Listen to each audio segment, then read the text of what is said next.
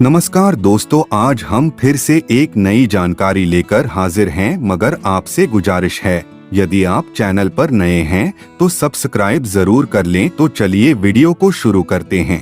भारतीय अंतरिक्ष अनुसंधान संगठन इसरो बहुप्रतीक्षित मिशन चंद्रयान 3 की लॉन्चिंग 14 जुलाई को कर रहा है।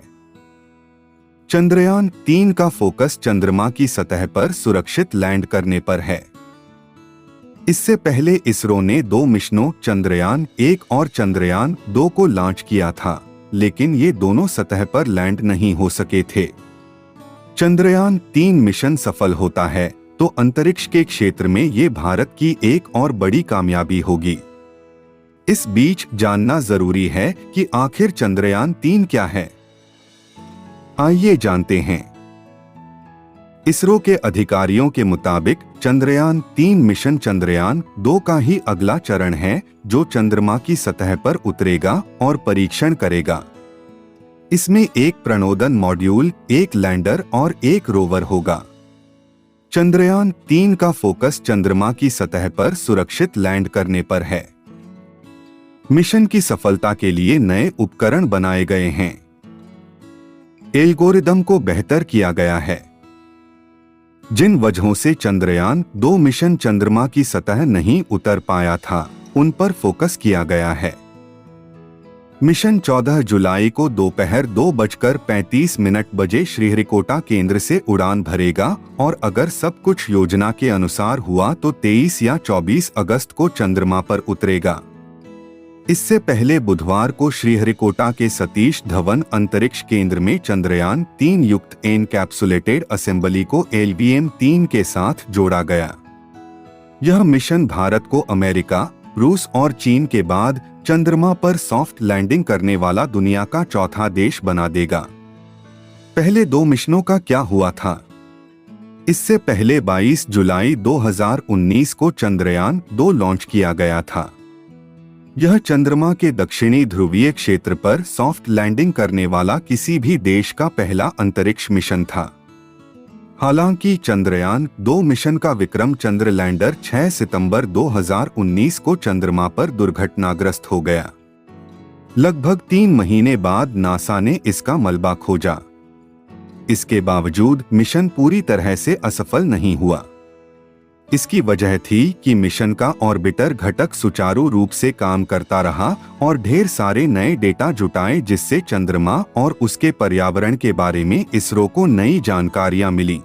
चंद्रयान 1 के विपरीत चंद्रयान 2 ने चंद्रमा की सतह पर अपने विक्रम मॉड्यूल को सॉफ्ट लैंड करने की कोशिश की।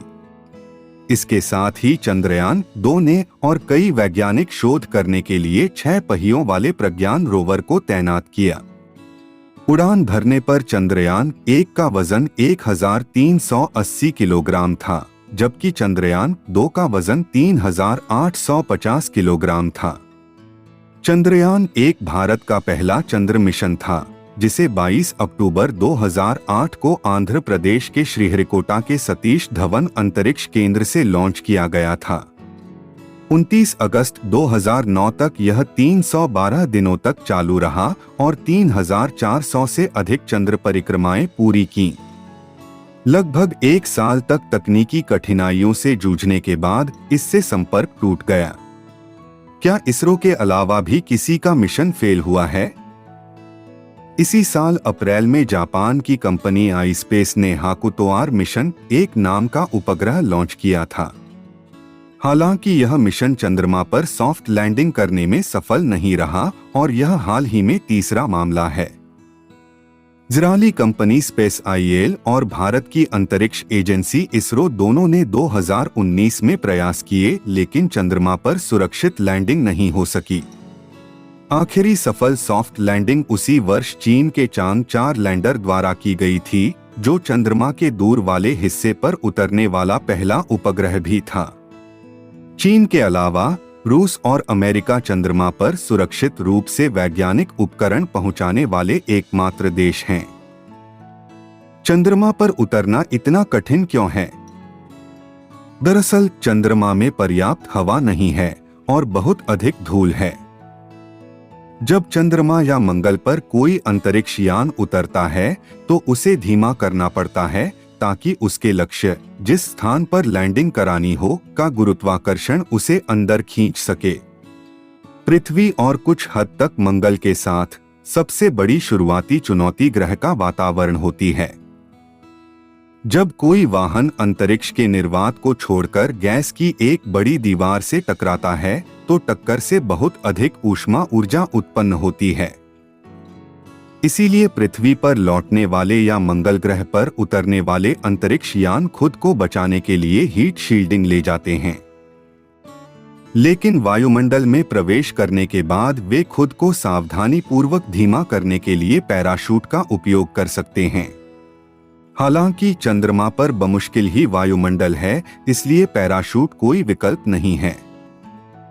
जब गर्मी से बचाव की बात आती है तो यह सुविधाजनक है, क्योंकि वाहन को अतिरिक्त वजन उठाने की आवश्यकता नहीं होती है।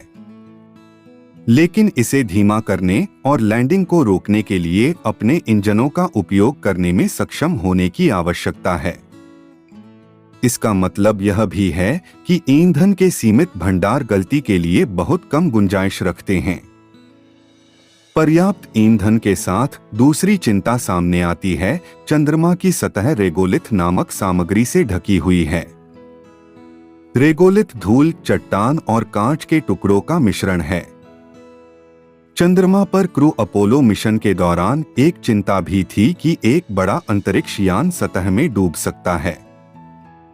लेकिन अंतरिक्ष यात्रियों के सामने असली समस्या यह है कि धूल हर जगह जमा हो जाती है और काफी मात्रा में गुरुत्वाकर्षण इसे रोके रखने में मदद करता है।